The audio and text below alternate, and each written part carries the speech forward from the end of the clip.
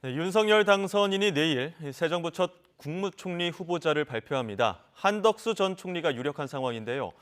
국무총리를 시작으로 새 정부 내각 인선 작업도 속도가 날 전망입니다. 전국 현안 조기현 민주당 법률위 부위원장, 윤기찬 국민의힘 법률위 부위원장 모시고 짚어보겠습니다. 두 분 어서 오십시오.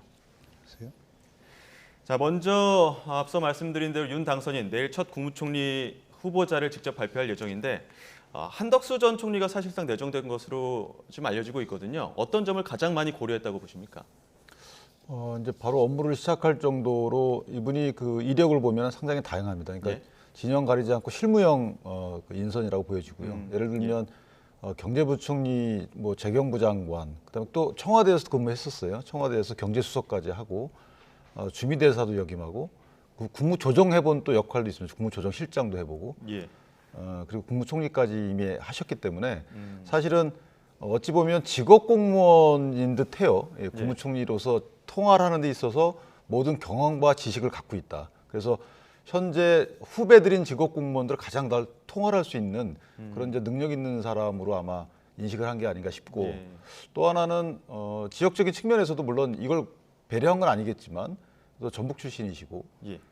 인사청문회에서도 문제가 없다고 보일 수 있는 부분이 이미 국무총리로서 이제 인사청문회에서 통과를 한 이력이 있기 때문에 그 시점 기준으로 보면 특별한 문제가 없지 않겠느냐. 예를 들어서 노무현 정부 시절에 국무총리를 지내셨기 때문에 지금 인사청문회에서 그 이전 시점에 있었던 일 갖고 문제를 삼으면 이것도 내로남불식의 비판이 있을 수 있어서 예. 여러 가지 측면에서 보면 상당히 바람직한 인사로 평가받을 수 있지 않겠느냐 이런 생각을 합니다. 그 윤 당선인이 대선 과정에서도 책임 총리 많이 강조했었잖아요. 그런 부분에서도 좀 적합하다고 보십니까? 이미 이제 한덕수 전 총리가 언론에 이렇게 밝혔더라고요. 본인이 그렇게 얘기를 했었다. 예. 그러니까 예를 들면 장관 책임하에 그 정책을 이끌고 가야 되는 것이고 예. 심지어는 공공기관까지도 관할 장관이 다 인선을 해야 된다.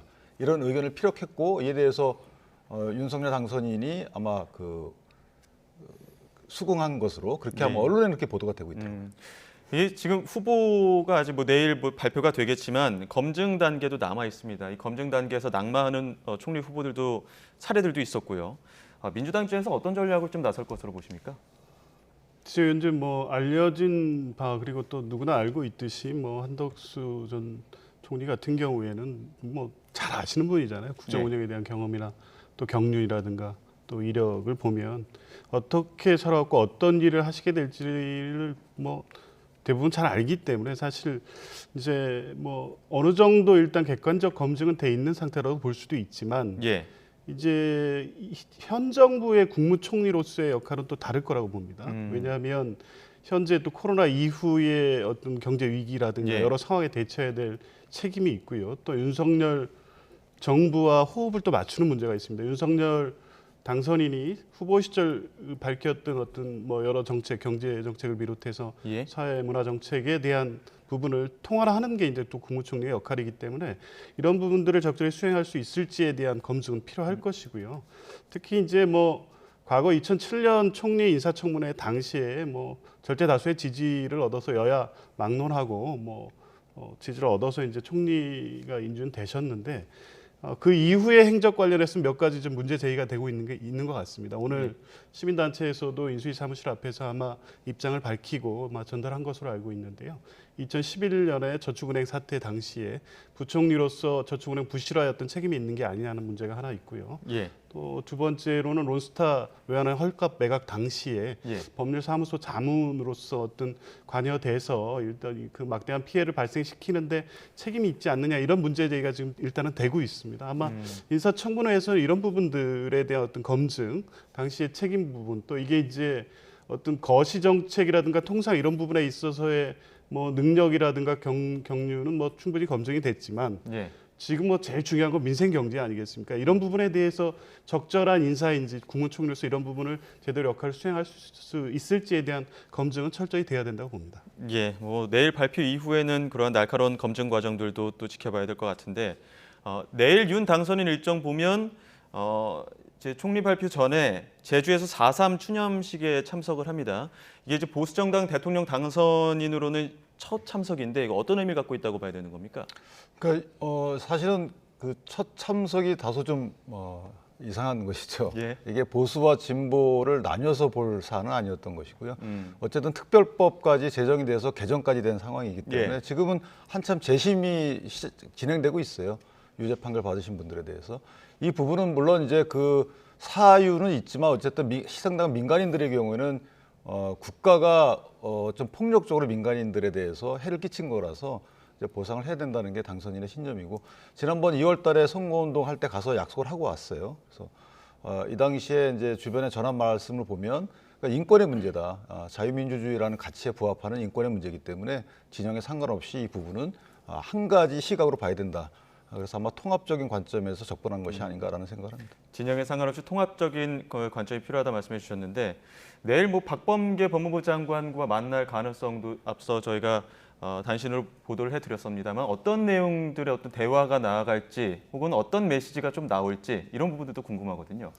글쎄요, 뭐 두 분 간에 또 예민한 시기에 만나서 예. 또 뭐 외부적으로 드러날 수 있는 어떤 대화를 나눌 수 있을지는 모르겠습니다. 근데 사실 뭐 지금 두 분 간에는 워낙 검찰총장 시절 또 이후에 계속해서 여러 가지 어떤 현안 관련돼서 대립되는 모습을 보여왔고, 예.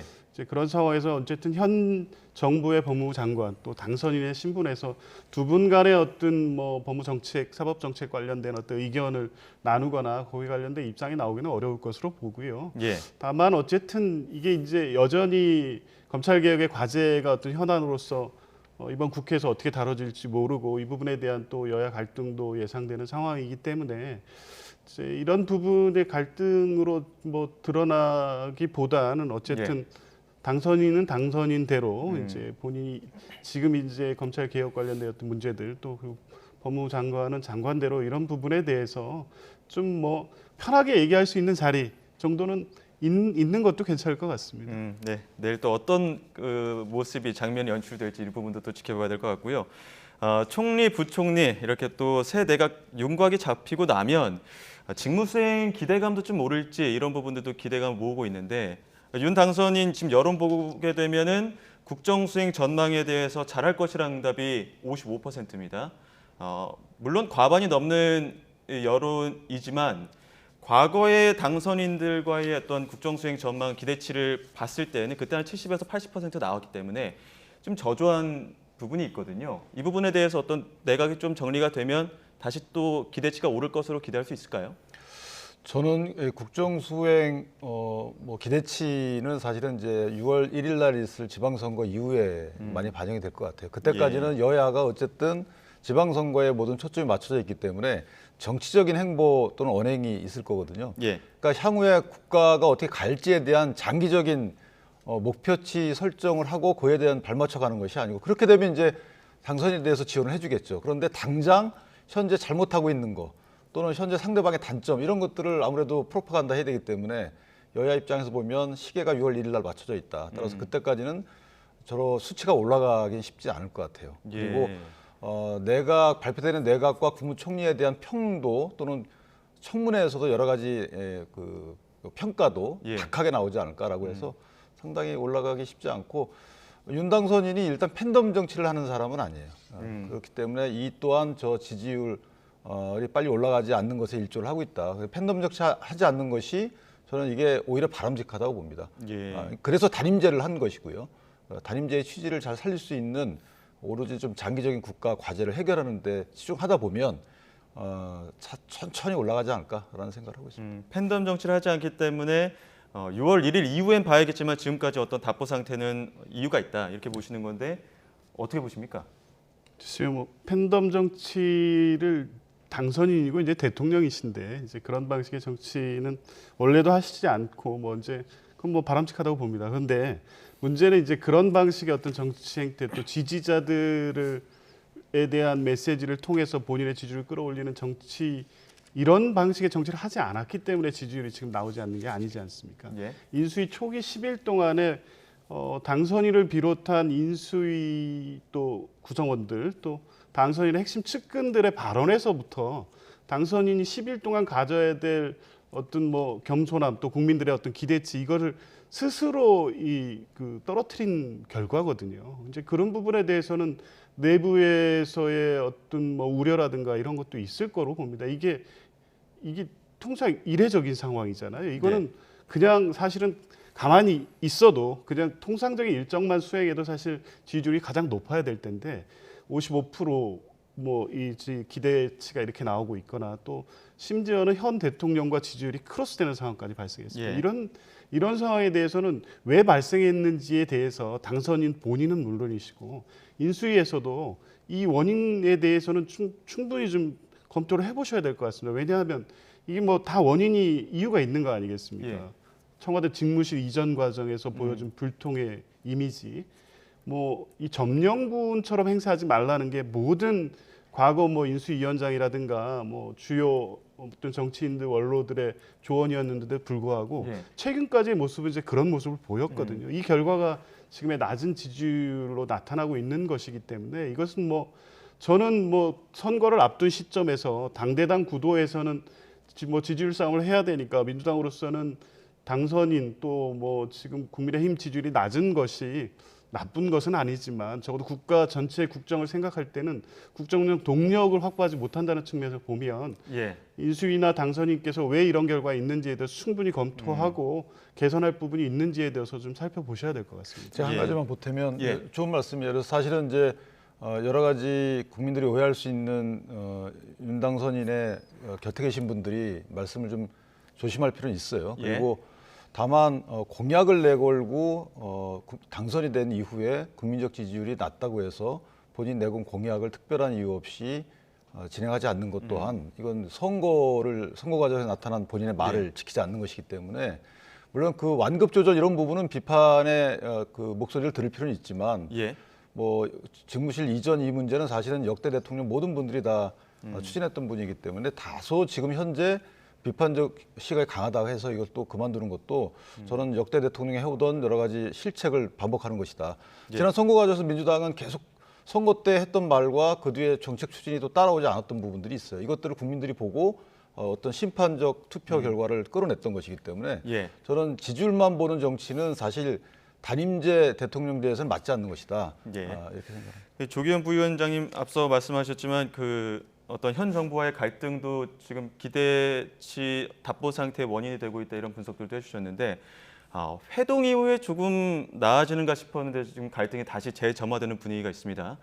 청와대와 인수위가 대우조선해양의 대표 선출을 놓고 다시 충돌했는데 현 정부의 알박기 인사라는 비판에 청와대는 사과를 요구하면서 정면 대응에 나섰습니다. 양측의 입장 차례대로 들어보시죠. 모욕당하는 그런 느낌이었다는 말씀을 드립니다. 아주 좋은 업무 인수인계를 하기 위해 노력하는 중인데 이렇게 찬물을 끼얹는 이런 브리핑을 하셨으면 그리고 청와대가 사실이 아니라고 이렇게 말씀을 드리면 저는 정중하게 사과해야 한다고 생각합니다. 인수위에서 문제 제기를 하는 것은 임기 말에 벌어지고 있는 이 인사와 관련된 모든 논쟁의 본질은 인사권 다툼이 아니고 신구 권력의 충돌이 아니고 국민의 세금이 들어간 이 문제를 어떻게 하면은 새 정부와 국민이 해결할까에 대한 방법을 모색하자는 취지였습니다. 이 문제가 인사권 다툼으로 본질이 호도되거나 변질되는 데에 대해서 저희는 안타까움을 갖고 있습니다. 청와대는 민간 기업의 인사 전혀 관여한 적 없다 이렇게 이야기하고 있는 거 국민의힘 지금 인수위 측 얘기 들어봐도 국민의 세금이 들어갔다. 뭐 사실상 공기업이라고 봐야 된다 이런 입장인데 대우조선해양을 바라보는 입장차도 다른 것 같은데 이 부분에 대해서 어떻게 보십니까? 그러니까 저 부분은 사실은 신구 권력의 갈등이라고 표현하면 저는 안 된다고 보는 것이 예? 어찌됐든 내가 당선이 됐는데 왜 곧 내 임기가 시작이 될 텐데 그 이전에 인사를 하냐 이런 문제가 아니거든요. 예? 사실은 이제 대우조선해양의 경우에는 그 공적 자금 7조 한 1,000억 원 정도의 세금이 들어갔단 말이에요. 이 금융위원회라는 곳이 산업은행을 감독을 하고 돼 있고 예? 산업은행이 대우조선해양의 대주주로서 예. 여러 가지를 결정하게 돼 있단 말이에요. 그런데 금융위원회에서 3월 14일 날 인사를 안 하는 것이 좋겠다라고 공문을 보냈는데 3월 28일 날 주주총회에서 산업은행이 현 대표이사를 인준을 한 거예요. 그럼 이 자체가 일단 기본적으로 정부 당국의 관리 감독권이 미치지 않았던 것이거든요. 일단 이거는 비판해 줘야죠. 그러니까 청와대의 경우에도 이건 문제가 있다라고 언급을 해주시고, 다만 그 현 대표이사의 선임에 청와대가 관여한 바가 없다. 이렇게 이제 두 번째로 이 문제가 나왔어야 되는데, 이게 마치 지금 인수위 측이 뭐 자리싸움 하고 있는 양 이렇게 치환을 하니까 예. 인수위 측에서 볼 때도 이건 국민적 세금에 대한 경영 정상화를 통해서 국민적 세금을 회수해야 되는 문제인데, 따라서 그 회수하는 데 있어서 대표이사 역할이 강한데, 이 대표이사는 적합하지 않은 인물이다. 예를 들면 뭐 M&A 전문가라든가 기타 예. 구조조정 전문가라든가 뭐 이런 분이 와야 되는데 생산의 전문성 있는 분이 왔다는 거예요. 물론 또 거기다가 뭐 대통령 동생과 특정 대학 동기 동창이다. 예. 그래서 고속 승진했다. 이런 문제까지 불거졌으니까 혹시 이게 청와대 입김이 작용한 게 아닌가라는 문제까지 할 수 있어요. 예. 그런데도 불구하고 만약에 청와대가 우리 관여한 바 없다라고 하면 그다음에 인수위에서는 이제 객관적 증거를 대고 관여했으면 했다. 아니면 아니다. 이렇게 가야 되는 것이고, 그런데 지금 두 번째에서 막힌 것이죠. 예. 그래서 저는 인수위 측도 문제지만 청와대의 답변이나 이 사안을 보는 시각도 문제다. 이 시각, 예. 예, 예. 그러니까 인사권 대우조선 문제에 대해서. 대우조선해양이라는 것이 사기업이 아니에요. 예. 그 주식의 한 57% 정도를 산업은행이 갖고 있고, 산업은행은 국가가 51%를 출자해서 만든 법인이에요. 그리고 금융위원회가 감독을 하게 돼 있고, 따라서 어찌 보면 준공공기관, 공공회사란 말이죠. 예. 이렇기 때문에 이것을 단순히 민간 기업이기 때문에 청와대 인사 개입할 수가 없다. 구조적으로 이렇게 막고 나가는 것은 조금 보는 시각에 문제가 있다라고 봐요. 네. 조기현 부위원님 어떻게 보십니까? 이 문제를 접근하는 데 있어서 지금 대우조선해양의 성격을 공기업적 성격이냐, 아니면 뭐 공적 자금이 투입된 사기업이냐, 자꾸 이런 문제를 보는데 이게 명백합니다. 그냥 공적 자금이 투입된 사기업이죠. 당연히 이제 국민 세금이 투입됐기 때문에 금융위원회 감독을 받는 것도 맞지만, 실제 경영 전반에 대한 것은 2017년에 구성된 경영정상화관리위원회를 통해서 예. 인선이라든가 경영 전반에 대한 검토와 결정이 이루어지고, 이사회를 통해서 사장 선임 절차가 이루어지고 주총에서 최종 결정을 합니다. 3월 28일 사장 선임도 주총을 통해서 결정된 거거든요.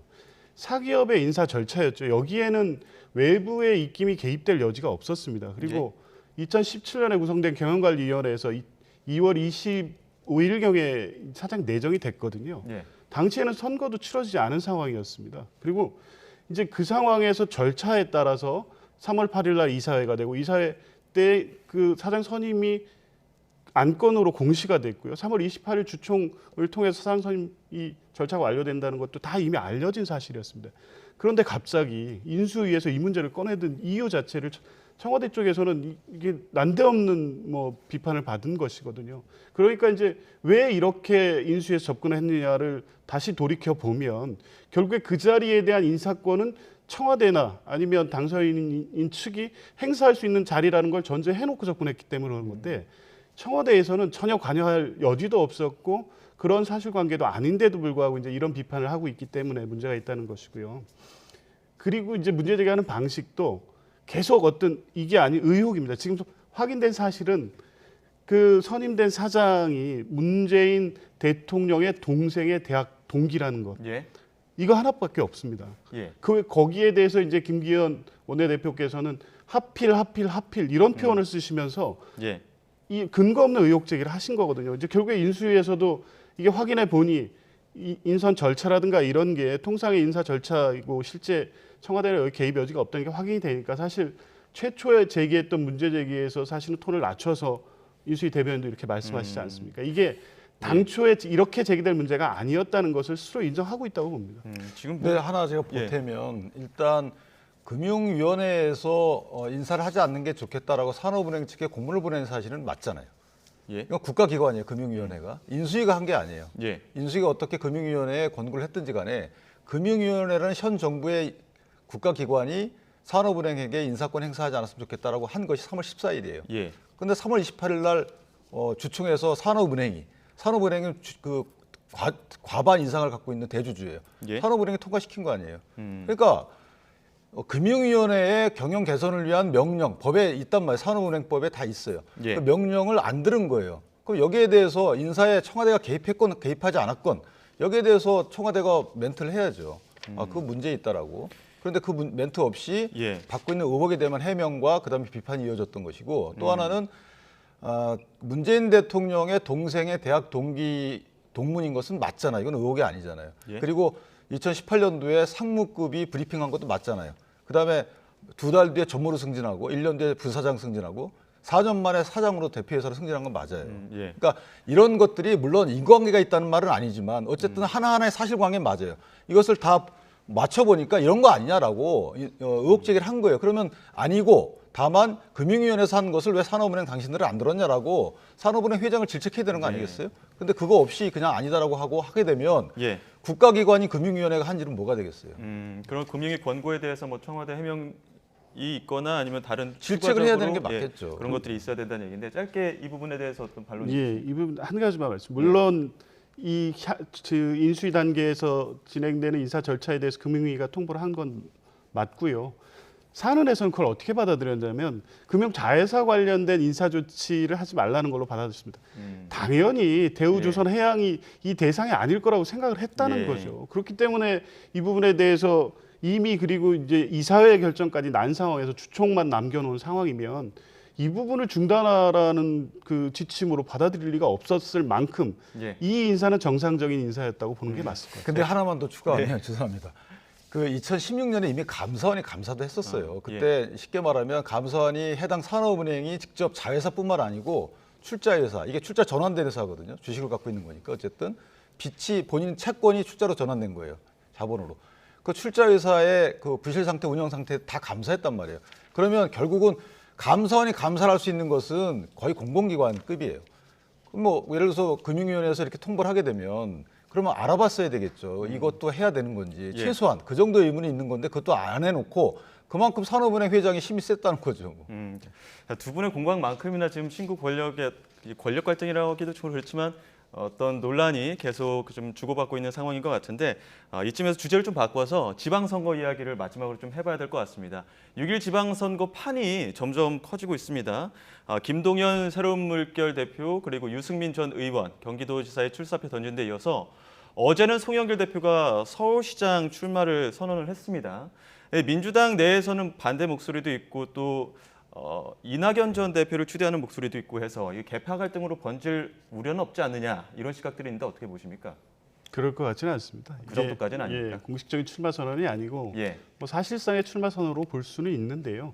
4월 2일이 주소 이전을 해야 되는 기한이기 때문에 일단 여러 가지 가능성을 열어놔야 되는 상황에서 예. 송영길 전 대표께서 일단 서울시장 출마를 사실상 뭐 공식화하면서 주소 이전을 한 거고 그 내용을 이제 공개를 한 것인데요. 예. 당내에서는 물론 대선 패배에 책임을 진 지도부가 사퇴한 후에 곧바로 다음 선거에 출마하는 게 맞느냐는 문제제기가 있습니다. 그리고 또 이낙연 뭐 고문 또 이재명 후보에 대한 요구도 다양한 요구들이 있습니다. 예. 어쨌든 지방선거는 이겨야 되고 특히 서울시장 선거 같은 경우에는 보궐선거에서는 이제 많은 차이로 졌지만 또 사실 5%까지 이번 대선에서 많이 따라 붙었기 때문에 가능성이 없는 것도 아니거든요. 그리고 전체 6.1 지방선거 전체 전국 상황을 보면 뭐 수도권의 승리가 전국적인 승패를 좌우하는 상황이어서 서울 선거에도 집중할 수밖에 없는 상황입니다. 그렇다면 뭐 송영길 대표가 됐든 아니면 어떤 새로운 어떤 인물이 됐든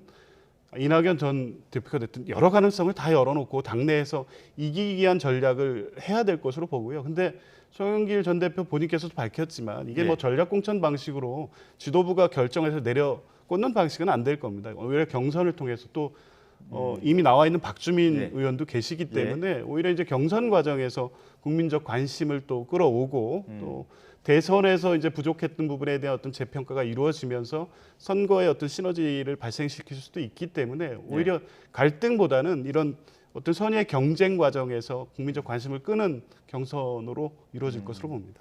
국민의힘에서는 오세훈 시장 4선 도전 이미 선언했는데 다른 대진표가 나올 가능성은 없는 겁니까? 일부 언론에서 사실은 이제 언론 그 여론조사한 결과를 공개하기도 했어요. 근데 워낙 차이가 나요. 예. 그러니까 오세훈 현 시장과 그 다음 주자로 예. 언급됐던 원희룡 전 지사 간에도 상당히 표 차이가 나고 해서 아직까지는 그 대항마가 특출난 분이 안 나오고 있는 상태고요. 예. 다만 이제 민주당의 경우에 송영길 전 대표께서 저렇게 출마를 사실상 확정했는데 지난 1월 달인가 2월 달에 보면 본인은 이제 국회의원 선거 안 나가겠다. 예. 광야로 가겠다 이렇게 했어요. 예. 후배 정치인들한테 사실은 길을 열어주고 586들은 물러서서 광야로 가겠다. 광야로 가겠다고 했는데 그 뒤에 비대위원장 윤호중 그 위원장께서 또 586인데 올라오셨죠. 그다음에 박홍근 현 원내대표께서도 586인데 또 오셨단 말이에요.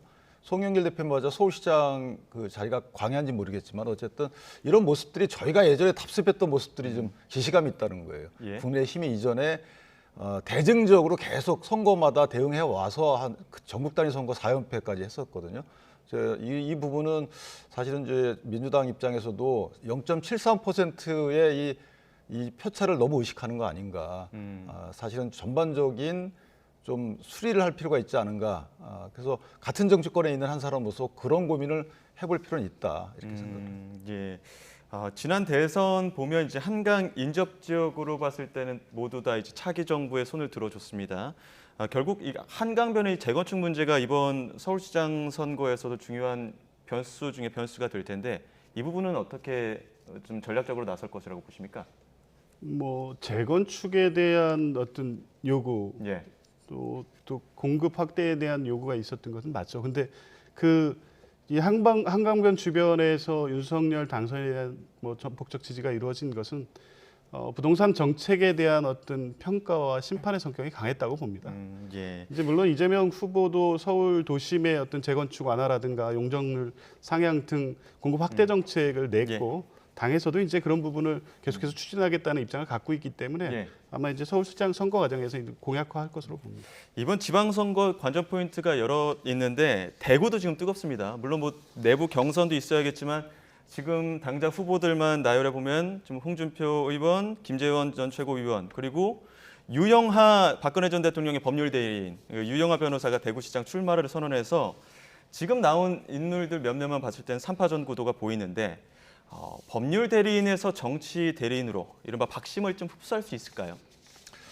글쎄 저는 다 피선거권이 다들 있기 때문에 법률이 허용하는 한 이제 출마를 할 자유는 있어요. 그런데 어쨌든 박근혜 전 대통령이 사저로 가신 직후에 주소를 옮겨서 박근혜 전 대통령의 의중이 반영됐겠지만 저는 강하게 반영됐다고 보이진 않아요. 그래서 조금 신중히 결정했으면 유영하 변호사님께서 좀 어땠을까 향후의 정치적인 행보와 관련해서도 그렇게 좀 시차를 두고 결정하셨으면 조금 더 민심이 허용되는 폭이 좀 넓지 않았을까라는 아쉬움이 좀 있어요. 예. 시간이 부족한 관계로 짧게 여쭙겠습니다. 지금 유영하 변호사가 대구시장 출마 선언했는데 지금 여기 대구에서는 민주당 입장에서는 험지입니다. 혹시 대구에서 어떤 도전장을 내밀 민주당 내 어떤 후보들은 어떤 후보들이 좀 점쳐지고 있습니까? 아마 현재는 뭐 홍일학 전 의원님 경제부시장 했던 분이 출마 의사를 갖고 계신 걸로 알고 있고요. 또 김동식 시의원도 출마를 선언한 것으로 알고 있습니다. 여러분이 지금 뭐 도전 의사를 밝히고 있어요. 어려운 지역인 건 맞지만 이재명 후보께서도 약 21% 정도 득표를 했고 과거에 비해서 20% 이상의 득표를 계속 해오고 있기 때문에 의미 있는 선전을 넘어서 이 다자 구도 상황에서는 꽤 선전하는 선거를 할 수 있을 것이라고 보고 있고 이미 대구 지역을 토대로 해서 민주당 정치가 안정적으로 지금 토대를 잡아가고 있습니다. 이번 지방선거도 이제 그런 의미에서 지켜볼 만한 뭐 선전이 이루어질 것으로 봅니다. 네, 여기까지 듣도록 하겠습니다. 지금까지 전국 현안 조기현 민주당 법률위 부위원장 그리고 윤기찬 국민의힘 법률위 부위원장과 이야기 나눠봤습니다. 오늘 말씀 고맙습니다.